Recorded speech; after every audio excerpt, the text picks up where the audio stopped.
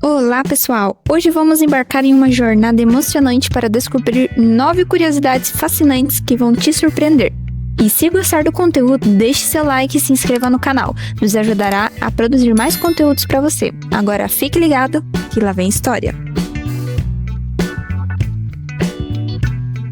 Hoje vamos explorar um aspecto peculiar da vida de Pitágoras, o famoso matemático e filósofo da Grécia Antiga. Pitágoras era conhecido por suas contribuições à matemática, mas também por seus hábitos alimentares únicos. Ele tinha uma regra estranha: ele não comia feijão. É isso mesmo. Dizem que Pitágoras proibia seus seguidores de comer feijão.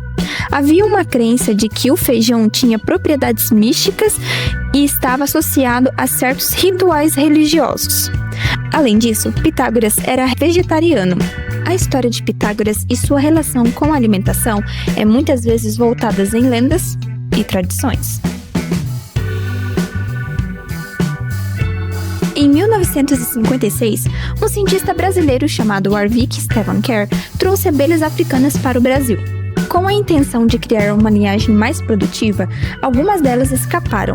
Isso levou ao início de um processo de cruzamento natural com as abelhas de origem europeia.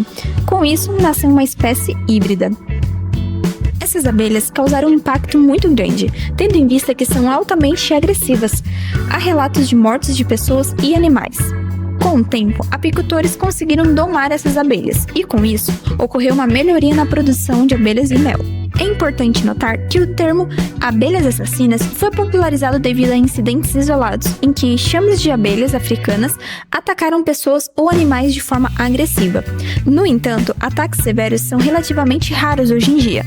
E as abelhas africanizadas desempenham um papel vital na polinização e na produção de mel em várias regiões. Viaje 5 séculos no tempo. Esqueça a internet, a televisão, o cinema e a fotografia. Houve uma época em que o homem teve que recorrer ao desenho para retratar sua viagem de descoberta rumo ao interior do corpo humano.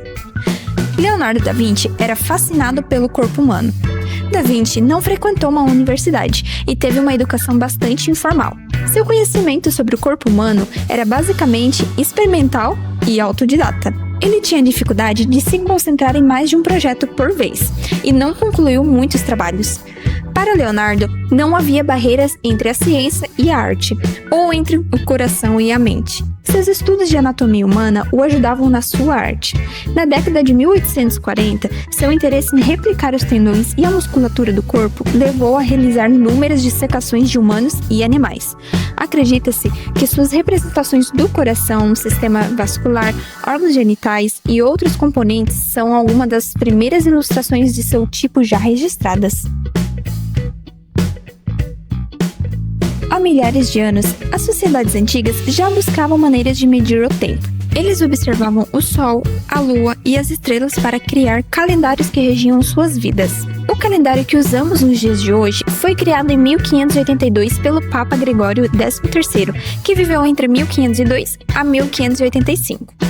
A origem do calendário remonta aos tempos da pré-história. Ele surgiu pela observação do homem acerca do nascer e pôr do sol, além das diferentes fases da lua.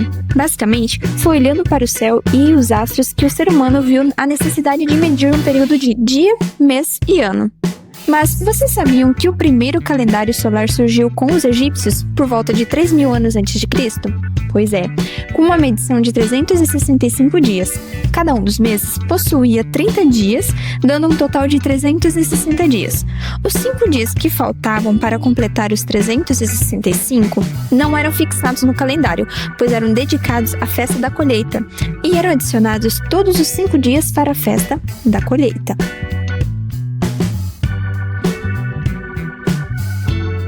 Na antiguidade, as pessoas perceberam a necessidade de limpar a sujeira e impurezas que se acumulavam na pele e nas roupas. Surgiu a busca por algo eficaz para esse fim. Os primeiros experimentos para criar o sabão envolveram a mistura de cinza de plantas e gordura de animal. Uma descoberta casual revelou que essa mistura produzia uma substância que facilitava a limpeza. O sabão foi um dos primeiros produtos de limpeza inventado. Foi criado pelos fenícios 600 anos antes de Cristo. Eles serviam a banho de cabra com água e cinzas de madeira, obtendo um sabão cremoso. Foi no século VII que os árabes descobriram um processo de saponificação, misturando óleos naturais, gordura de animal e soda cáustica. Essa mistura, depois de fervida, endurecia. Foi quando surgiu o sabão sólido. Tendo aprendido com os árabes, os espanhóis acrescentaram óleo de oliva a essa mistura, para dar-lhe um cheiro mais agradável. O sabão branco só apareceu em 1978, ano que marcou o desenvolvimento do sabão moderno. Antes disso, o banho era apenas por água corrente. As pessoas apenas cobriam seus corpos com azeites perfumados.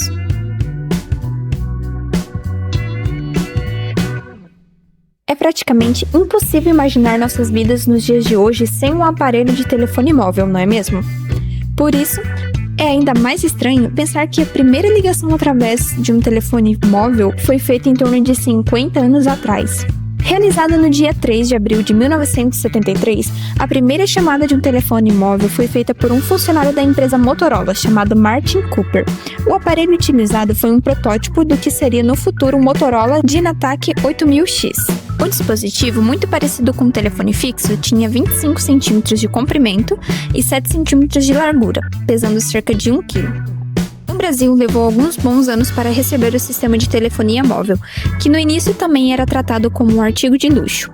A primeira ligação de um celular em território brasileiro aconteceu em 30 de dezembro de 1990. A Terra, nosso lar, é uma gigante esfera que gira em torno do seu próprio eixo. Esse movimento de rotação, como um bailar cintilante, é o que dá origem às mudanças que percebemos com as horas. A rotação da Terra está diminuindo gradualmente. Ela roda 17 milissegundos mais devagar a cada 100 anos. O que isso quer dizer? Que nossos dias estão cada vez mais longos. No entanto, nem tanto assim. Só conseguiríamos notar daqui 100 milhões de anos, quando um dia passaria a ter 25 horas. O dia nem sempre teve 24 horas. Na verdade, começou tendo apenas 4 horas. Com o passar do tempo, a Lua foi se distanciando e a duração do dia aumentando. Quando o planeta e seu satélite tinham 30 mil anos, o dia durava 6 horas. Quando tinham 60 milhões de anos, o dia durava 10 horas. Enquanto os dinossauros dominavam a Terra, as baratas já rastejavam entre a vegetação. Elas são sobreviventes de um mundo pré-histórico, adaptando-se às mudanças ao seu redor. Fósseis de baratas foram encontrados em camadas geológicas antigas em Mafra, Santa Catarina, datadas em torno de 300 milhões de anos, proporcionando aos cientistas pistas sobre as condições ambientais do passado e o papel desses insetos na história da vida na Terra. Os primeiros animais vertebrados voadores só surgiram milhões de anos depois, no período Triássico, da Era Mesozoica, há cerca de 250 milhões de anos. Em geral, essas baratas da Era Paleozoica eram basicamente iguais às atuais. A Islândia está situada no meio do Oceano Atlântico, onde as placas tectônicas da América do Norte e da Eurásia se afastam. Esse é o palco de uma dança geológica incrível. A Islândia é pesada em atividades vulcânicas, com mais de 30 vulcões ativos conhecidos até o momento.